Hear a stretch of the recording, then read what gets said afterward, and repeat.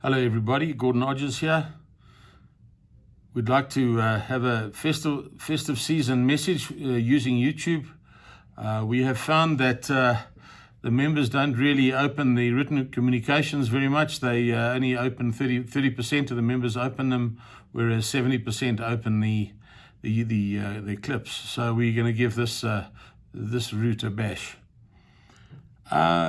We'd like to just start off by talking about this whole COVID thing. I'm sure everybody's sick and tired of it. But I think from a golf club point of view, we would just like to start off by thanking Chris and his team for enabling us to play golf and have a beer at our wonderful club. Chris and his team did a hell of a job during lockdown.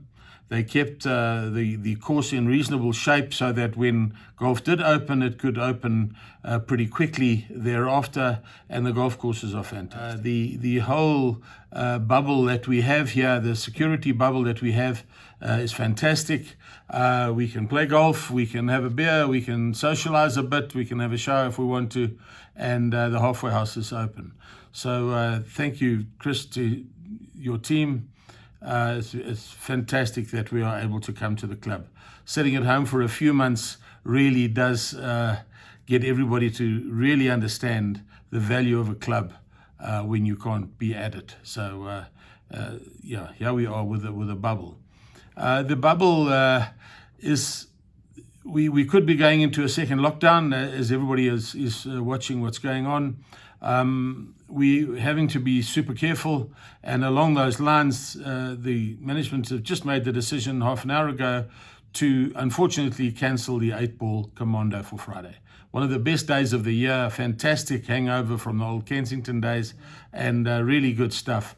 But unfortunately, having 300 people on the patio with staff and everything else, and all in the showers and whatever, is just too much of a risk for everybody and for the club. And so I think Chris and his team have made the right decision to cancel it. It is going to be replaced with other little competitions. The club, since lockdown, obviously during lockdown, the club lost a lot of money despite all the limiting actions that were taken, and the capital fund didn't do too well either. But since we've got back to golf and whatnot, the club's done fine. The new year started 1 July, and we are currently trading at a surplus.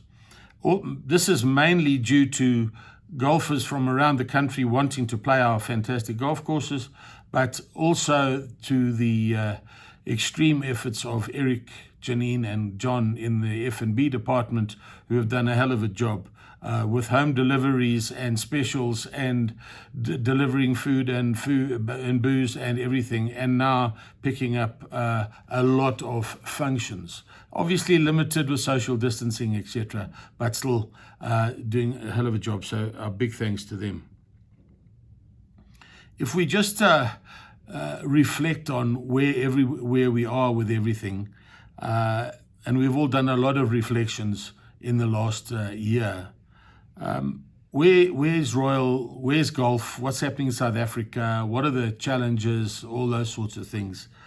Your board has spent a lot of time doing a lot of research on what's happening worldwide, what's happening in South Africa, what are the trends, what's working, what's not working, which clubs are successful, which are unsuccessful, which ones are going to be in trouble going forward, etc., etc. We have to make some big decisions at Royal shortly.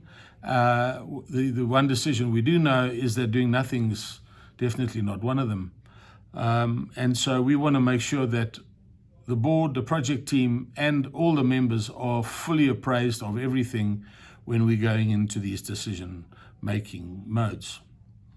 We've studied a lot around the world, and one of the things we've come across is a podcast from Martin Slumbers, who's the CEO of the Royal and Ancient Golf Club of St Andrews, and he has reflected on studies that they've done all over the place. And as much as it's a very traditional, correct golf club, of which I'm very fortunate to be a member, they understand that we've got to move forward. They have a motto of saying respecting traditions whilst moving into the future.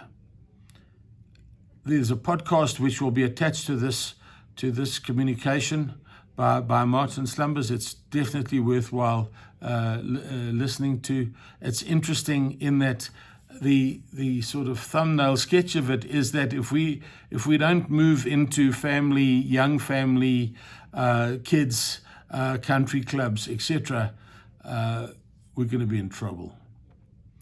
And I think that's what we understand. The South African position is even more so in that, whereas because more and more people, for security reasons, are moving into complexes and not living on big properties with tennis courts and swimming pools. So the kids that are brought up in complexes, they need an outlet for that. And country clubs on the weekend are absolutely fantastic for that outlet. So the South African requirement is even more so than global to move towards a country club. The sum total of all of this is that we are seeing that Royal needs to evolve into a country club. It needs to be the country club in the East. We understand we're in the East, and that's an opportunity for us. We can really have a fantastic facility right here for all the families, young families, old families, running, cycling, all of that sort of stuff. We've got a fantastic property here to do all of the above. Where are we with all of this? We held a member evening in end of October to get some feeling from the members as to which way the board should be spending its efforts. We don't want to go down a sand road and the members to not support it. So we'd much rather get member interaction, and there has been a lot, and thank you to all of you for that. Nobody at Royal wants to sell 9 holes of the West Course. Nobody. However, it looks like it's something that's staring at us as a very real option. The members on the evening initially started talking about 36 holes and a country club, but that would mean that we'd have 36 holes, sort of an economy country club, and no capital fund. Nothing to protect the club into the future, nothing to mitigate the risks that face us. Eventually the meeting moved towards, let's go back to this 27-hole option of a country club and a big capital fund. And with some changes, the board was sort of directed to have a look at that. It was also, interestingly enough, directed to add Glendale to that, because the members felt that if we became 45 holes with a country club and a capital fund, that would really be unique and special. So the end of the meeting was, go and get that done. I need to just reflect a little bit on the Glendale one. The Glendale discussions are ongoing. We're looking at key things to see how that could work. Obviously, we can't take on a golf club or golf course that's losing money. There's no chance of that. It has to be at a break-even point, and they're working at that at the moment. We would run it out of Royal. This has been agreed with the Glendale executive. The golf course would be retained. Importantly, it's a great golf course and not really saleable because 40% of it is below the floodline. So we would keep the golf course, run it out of here. This whole place would be a 45-hole golf facility, and with a big country club and a big capital fund. Glendale would bring a great golf course. They've got 32,000 rounds a year, which is not too bad. They've only got 400 members, of which 200 are full playing members, which is not nearly enough to keep a golf club like that going fully managed.